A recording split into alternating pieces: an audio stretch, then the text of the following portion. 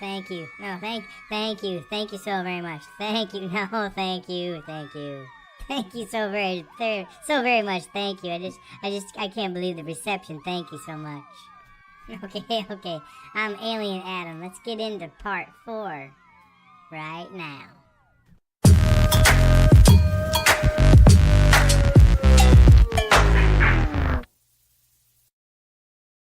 Okie dokie. In part 3, we got up to where the Anunnaki confirmed there was gold on Earth. And King Anu sent his oldest son, Ea, to begin and oversee the mining operations. Originally, they were getting gold by filtering it from the sea, but they decided that was just too slow. After several thousands of years went by with less than optimal gold collection amounts, King Anu sent his other son, Enlil, to see if he could fix the issues and increase productivity.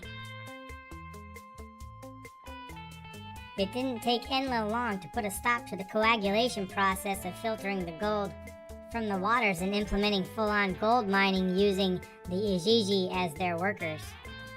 The Igigi were a godly alien race who served the Anunnaki before you humans became their new servants. Dang it, I wasn't supposed to tell you that yet. I messed that one up. Sorry, guys. Well, I guess that cat's out of the bag.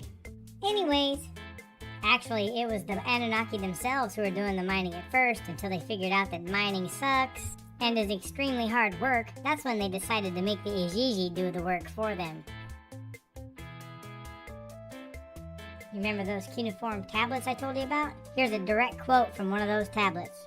When the gods, manlike, bore the labor, carried the load, the gods' load was great, the toil grievous, the trouble excessive, the great Anunnaki, the 7, were making the Igigi undertake the toil. Basically, that just means they made the Igigi do all the hard work so the Anunnaki wouldn't have to. Mining was not the only job that the Anunnaki imposed on the Igigi. They were also tasked with tilling the soil and growing crops to produce food for the Anunna.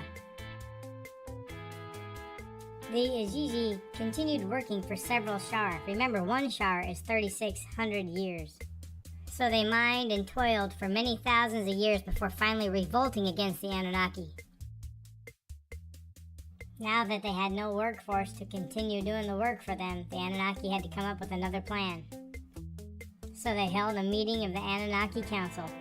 Among others on the council are the rival brothers Enki and Enlil.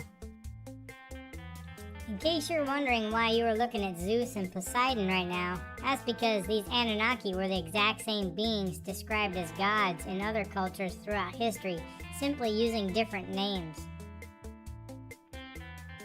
So, after a bunch of discussion, and most likely the same amount of arguing, Enki made a suggestion.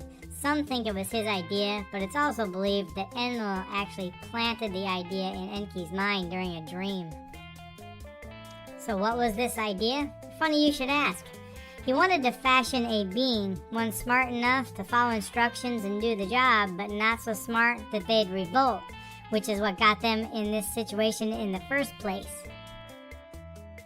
The council was intrigued, but they didn't accept his idea at first, because they are not the creator of all, and there are rules forbidding the creation of a life form out of thin air. It's not supposed to be done that way.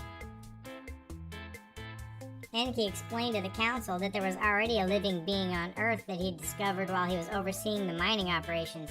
He wanted to genetically jumpstart their DNA, making them smart enough to follow instructions without questioning the Anunnaki's authority. After the council agreed to allow Enki to begin work on creating the primitive worker they needed, King Anu ordered Enki's half-sister, Ninkhersag, and one of his sons, Ningashzidda, to assist Enki with this enormous task. Adam, it's time to come down and get your chores done before dinner. Come on, get this stuff done now. Oh, okay, Mom. Okay, I'll do it. I'll get it done. Just let me finish this up. I'm almost done here. Let me finish up and I'll come down and do my chores. Shut my door when you leave, too. Gah. Ugh, sorry about that, guys. Well, you heard her. I gotta wrap this one up. Hopefully you're starting to see the picture I'm trying to paint for you. The main characters so far are King Anu and his two sons, Enki and Enlil. Those two dudes do not get along. Enki and Enlil's half-sister Ninkhersag, and one of Enki's sons, Ningashzidda. Enki's oldest son, Marduk, isn't involved much in this part of the story, but he plays a big role later on.